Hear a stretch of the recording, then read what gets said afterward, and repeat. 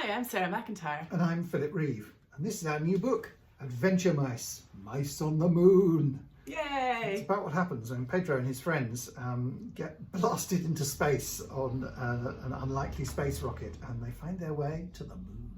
Or do they? Dun, dun, dun. Philip is going to do a little reading. I am. This is the bit where they've just landed. Well, I say landed, more sort of crashed on the moon. The capsule was lying on its side, and all sorts of things had fallen out of the lockers during the crash. When Fledermaus tried the controls, nothing happened, and when the mice peered out of the windows, they soon saw why. The rockets which were meant to power the capsule had been torn off when it landed, and lay scattered all over the pale hills of the moon. We're done for, said Fledermaus. We're trapped here. Can't we repair it? Asked Pedro. How? We'd have to go outside, and there's no air out there. These might help, said Millie. She had been rummaging around and opened a cupboard to pull out 3 mouse-sized spacesuits.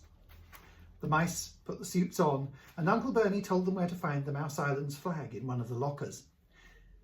"This is a very important moment," he said. "You are the first mice on the moon. You must say something very important sounding when you step outside the capsule." They decided that Pedro would go first. He stepped out through the hatch and jumped down onto the moon's surface.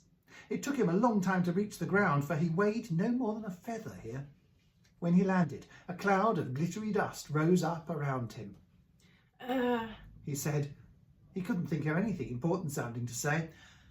"Hello, moon!" he shouted.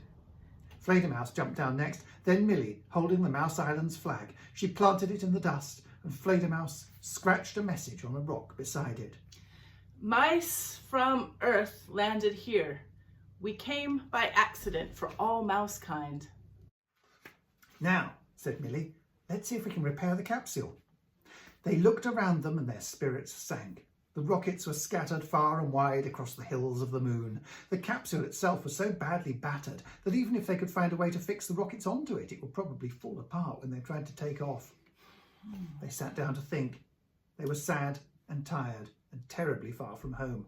A great big butter yellow moon was coming up behind the nearby hills, and the 3 mice watched it as it rose. "Hang on," said Pedro suddenly.